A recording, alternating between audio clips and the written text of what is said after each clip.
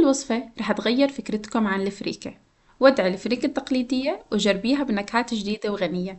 وصفة بتجمع بين القوام الكريمي، طراوة الدجاج، ونكهة الفطر المميزة. هذا الطبق مش بس بيشهي، هو تجربة مختلفة تماما. حضريه وابهري عيلتك بطعم ولا أشهى. وقبل ما نبلش الوصفة، لا تنسوا تدعموني بلايك للفيديو ومتابعة للصفحة. وأول شي بدنا كوبين فريكة، نغسلهم بالمي أكتر من مرة كتير منيح لنتخلص من الشوائب اللي موجودة فيها، وبننقعها بالمي لبين ما نحضر المكونات. بدنا بصلة حجم وسط نفرمها ناعم، وهاي رح نستخدمها بس نفلفل الفريكة. وبدنا بصلة تانية حجم صغير نفرمها ناعم ورح نستخدمها بتتبيلة الدجاج. ودرسين توم بنقطعهم شرايح. بنجيب صدرين دجاج مغسولين منيح، بنقطعهم شرايح رفيعة بالطريقة هاي. وهلأ على الغاز بطنجرة بنحط 4 معالق كبار زيت زيتون، وبننزل عليهم البصل الوسط اللي فرمناه. وبس تدوب البصلة بنضيف الفريكة بعد ما صفيناها من المي، بنحركها مع البصلة وبننزل عليهم المطيبات: نص معلقة صغيرة بهارات دجاج، نص معلقة صغيرة بهارات كاري، معلقة صغيرة بديل الماجي، نص معلقة صغيرة كمون، نص معلقة صغيرة بابريكا، نص معلقة صغيرة كركم، ورشة فلفل أسود، ورشة ملح.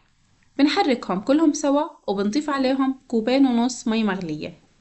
بنغطيهم وبنتركهم على نار هادية لمدة نص ساعة.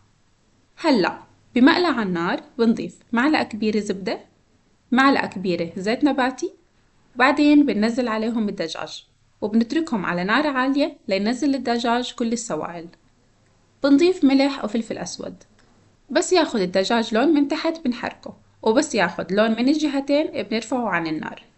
وبنفس المقلى بننزل البصل والثوم اللي فرمناهم، وأول ما ياخدوا لون بننزل عليهم كوب فطر فريش شرايح.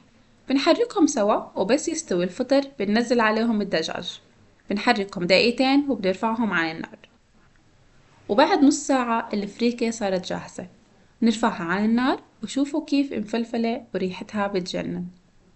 بنضيف عليها 1.5 كوب كريمة طبخ، وبنحرك، وبنضيف الدجاج مع البصل والفطر. بنحركهم كلهم سوا وبنسكبهم بجاط بايركس أو فخارة، وبنرش على وجههم جبنة موزاريلا، وبندخلهم على فرن محمى من قبل على 180 درجة، وبس بنحمر الوجه.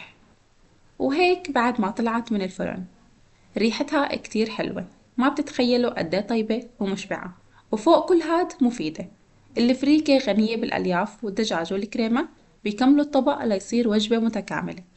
جربوها وشاركوني رأيكم، لأنه هالطبق بيستاهل يدخل قائمة وجباتكم المعتمدة. وإذا عجبتكم الوصفة لا تنسوا اللايك للفيديو والصفحة، وصحتين وهنا.